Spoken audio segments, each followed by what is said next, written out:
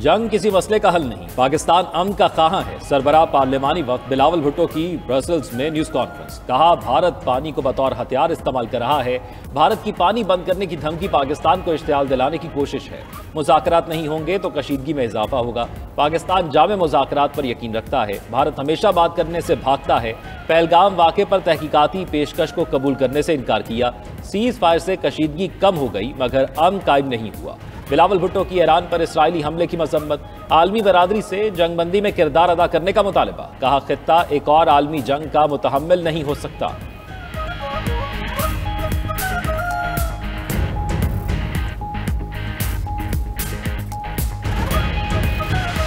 सारी दुनिया के अंदर जो है इजराइल जो जुल्म ढा रहा है फ़लस्तीनियों के ऊपर, जिस तरह बच्चे वहां पे ज़िबा किए जा रहे हैं, कहीं इस्लामी दुनिया में उस तरह आवाज नहीं उठ रही। जो गैर इस्लामी ममालिक हैं वो उनकी आवाम जो है एहतजाज कर रही। मैं समझता हूं कि ये एक ऐसा इनिशिएटिव की जरूरत है इस वक्त जिससे आलमी इस्लाम का इत्तेहाद नजर आए।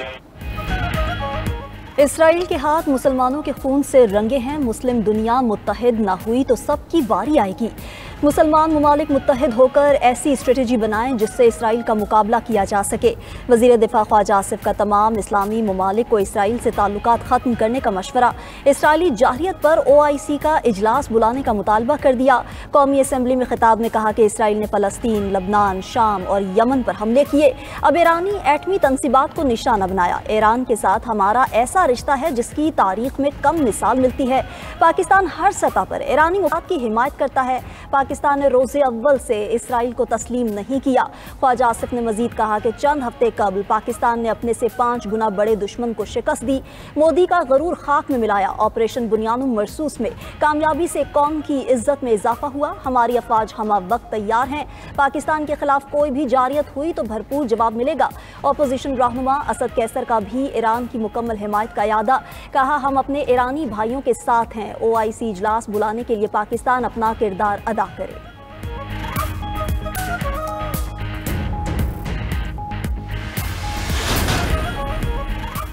ईरान का इसराइल पर भरपूर जवाबी वार। 5 हमलों में तल अवीव, यरूशलेम और शेरोन धमाकों से गूंज उठे। ईरान ने 200 से ज्यादा बैलिस्टिक मिसाइल दागे। हमलों में 4 इसराइली हलाक, 70 से ज्यादा जख्मी। कई इमारतें तबाह हो गईं। इसराइली फौज हेडक्वार्टर करिया की इमारत पर मिसाइल लगने के बाद आग लग गई। ईरान का इसराइली जौहरी तहकीक मरकज़ को निशाना बनाने का दावा। ईरानी जनरल अहमद वाहिदी का कहना है कि ऑपरेशन में बैलिस्टिक मिसाइल्स और ड्रोन से इसराइल की फौजी तनसीबात को निशाना बनाया। अब तक तल अवीव, अशदोद, हीफा, बेरसबा, बैतुल मक़दस में 150 इसराइली अहदाफ को कामयाबी से निशाना बनाया।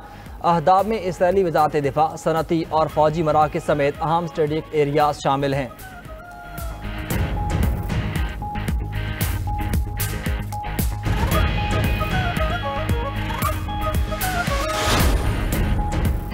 इसराइल के भी ईरान पर हमले जारी। अब तक 78 अफराद शहीद, 329 जख्मी हो चुके। हमलों से कई इमारतों को आग लग गई, मुतअद्दिद मुकम्मल तबाह हो गई। ताज़ा हमले के दौरान मशरकी और वस्ती तेहरान में धमाके रिपोर्ट। तेहरान में मेहराबाद एयरपोर्ट को निशाना बनाया गया। ईरानी रहबर आयतुल्लाह खामनाई के घर के पास भी बमबारी की गई। खाक में ऑयल रिफाइनरी को निशाना बनाने की इतलात। हकीमिया, अदनान समेत दीगर मकामात पर रेडार साइट्स को निशाना बनाया गया।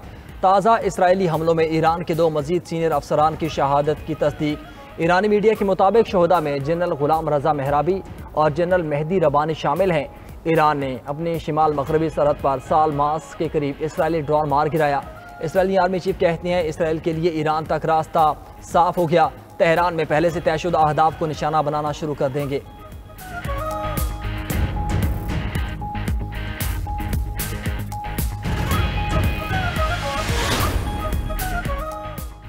सेहूनियों के लिए जिंदगी मुश्किल हो जाएगी। अब इनको भागने की इजाजत नहीं देंगे। ईरानी सुप्रीम लीडर का ऐलान। आयतुल्लाह अली खामनाई ने ईरानी अवाम के नाम पैगाम में कहा, सेहूनी रियासत को अपने जराइम का खुमियाजा भुगतना पड़ेगा।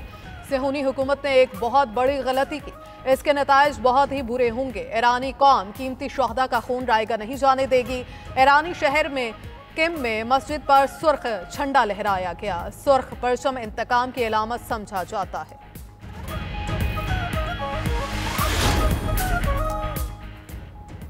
जवाब मिलते ही इसराइल वजीर आजम समेत पूरी काबीना हिफाजती बंकर मुंतकिल। बंकर के अंदर इजलास से खिताब में नेतन्याहू ने कहा, शहरी इलाकों पर मिसाइल दागकर ईरान ने सुर्ख लकीर पामाल की। ईरानी हुकूमत को खमियाजा भुगतना होगा। अगर ईरान पर हमला ना करते तो इसराइल का वजूद खतरे में पड़ जाता। ईरान के मिसाइल तैयारी की सलाहियत तबाह कर देंगे। जंग 2 हफ्ते तक जारी रह सकती है। उधर इसराइली फौज का यमन से दागे गए 3 ड्रोन मार कर आने का दावा। इसराइली फजाइया के मुताबिक यमन से आने वाले ड्रोन को कामयाबी से रोका गया।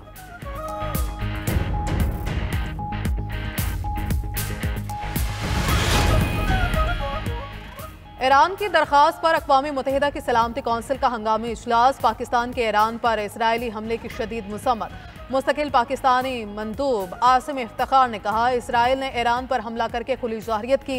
ईरान पर इसराइली जाहिरियत नाकाबिल कबूल है। खित्ते के अमन को नुकसान पहुंचाने की इजाज़त नहीं होनी चाहिए। इसराइल ने हमला करके खित्ते को बड़ी जंग के खतरे से दोचार कर दिया। अक़वाम मुत्तहिदा में चीन के सफ़ीर पोकोंग ने रद्द अमल दिया। इसराइल ने ईरान के हमलों के साथ एक और सुर्ख लकीर अबूर कर ली है। ईरान को खुद मुख्तारी, सलामती और अंदरूनी सालमियत की खिलाफ वर्जी की शदीद मज़म्मत करते हैं। रूस की भी ईरान पर इसराइली हमले की मज़म्मत। रूसी एलची ने कहा, आलमी बरादरी इश्तियाल अंगेजी के साथ खड़ी नहीं हो सकती। इसराइल का ईरान पर हमलों का कोई जवाब मौजूद नहीं। इसराइल के जारहाना इक़दाम को कबूल करना आलमी अमन के लिए संगीन खतरा है।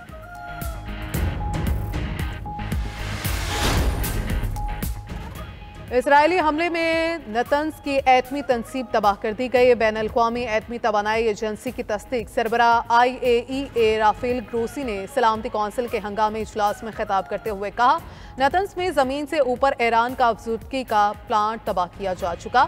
ईरानी हुकाम बताना कि इसराइल ने 2 मज़ीद एटमी तनसीब पर भी हमला किया। फरूद का तवानाई की अफजूदगी का प्लांट और इस्फहान का प्लांट शामिल है। नतन्स पर हमले के बाद वहां एटमी ताबकारी की अब तक कोई इतलात नहीं है। अमरीकी अखबार न्यूयॉर्क टाइम्स के मुताबिक इसराइली हमलों के बावजूद ईरान का जौहरी प्रोग्राम सलामत है। ऐसा लगता है कि इसराइल जौहरी ईंधन के मुमकिन ज़ख़ीरे को नुकसान नहीं पहुंचा सकता। नायब वज़ीर आज़म इसहाक़ डार का ईरानी वज़ीर ख़ारजा से राबिता। इसराइली जारहियत पर ईरान के साथ मुकम्मल इज़हार यकजहती किया। तर्जुमान दफ्तर ख़ारजा के मुताबिक नायब वज़ीर आज़म ने इसराइली जारहियत की शदीद मज़म्मत की। ईरानी हम मनसब को खित्ते में अमन इस्तेहकाम के लिए मुकम्मल हिमायत की यकीन दहानी कराई। कहा कि इसराइली हमला अक़वाम मुत्तहिदा के चार्टर और आलमी कवानीन की खुली खिलाफ वर्जी है। इसहाक़ डार का इसराइली हमलों में कीमती जानों की ज़िया पर दिली हमदर्दी का इज़हार। ईरान के साथ भाईचारे पर मबनी मजबूत ताल्लुकात का इआदा किया।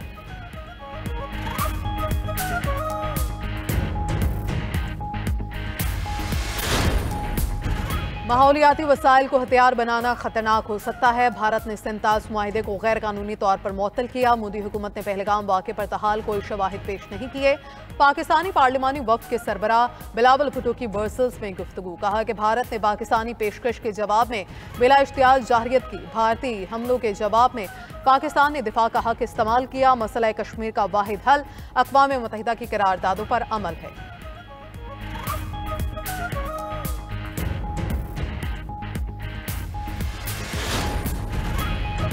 गजा में सहूनी फोर्सेस की दहशतगर्दी जारी। 24 घंटों में इसराइली हमलों में 30 से ज़ायद फ़लस्तीनी शहीद हो गए। अक़वाम मुत्तहिदा का अमरीकी हिमायत याफ्ता गजा ह्यूमैनिटेरियन फाउंडेशन पर तहफ़्फ़ुज़ात का इज़हार।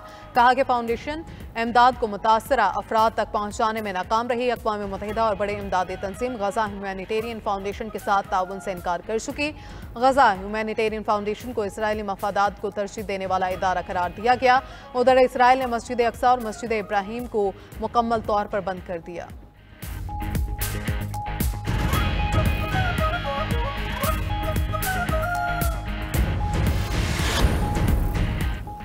सिंध में 590 अरब रुपए तरक्याती स्कीम पर खर्च होंगे। अगर विफाक ने पूरे पैसे दिए तो ये आदाद शुमार ज़्यादा भी हो सकते हैं। वज़ीर आला सिंध की पोस्ट बजट प्रेस कॉन्फ्रेंस। कहा, विफाक ने गुज़श्ता साल भी मुसलसल मुहासिल की मुंतकिली कम की। सिंध के बजट में कोई नया टैक्स नहीं बल्कि टैक्स कम किए गए हैं। IMF की शर्त के तहत टैक्सेस की नेगेटिव लिस्ट भी बनाई। जिन पर टैक्स नहीं लगता उनका नाम भी बता दिया जाएगा। मकामी हुकूमतों को 132 अरब रुपए का तरक्याती बजट दिया जाएगा। जारी अखराजात में सबसे बड़ा हिस्सा तनख्वाहों और पेंशन का है।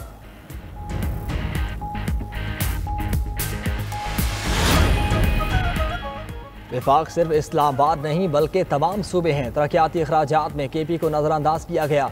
मुशीर ख़जाना खैबर पख्तूनख्वा मुज़म्मिल असलम की पोस्ट बजट प्रेस कॉन्फ्रेंस कहते हैं, ज़म अजला में भी तरक्याती अखराजात की ज़रूरत है। सूबाई फंड से 20 अरब ADP की मद में दिए। विफाक हमें NFC के मुताबिक अपना हिस्सा दे। KP ने ज़म अजला के लिए बजट में ADP की मद में रकम रखी। 40,000 की तनख्वाह पर प्रोफेशनल टैक्स नहीं होगा।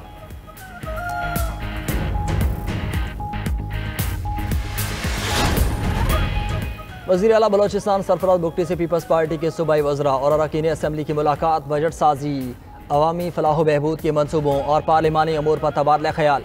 वज़ीर आला बलोचिस्तान का कहना था कि तारीख में पहली बार PSDP फंड्स का 90% से ज़ायद इस्तेमाल हुआ।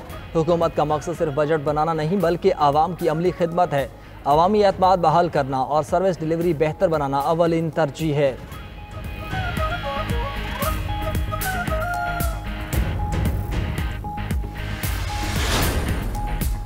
और मुल्क के जनूबी अजला में गर्मी की लहर बरकरार। बालाई इलाकों में मौसम जुज़वी अबरआलूद, हल्की बारिश का भी इम्कान।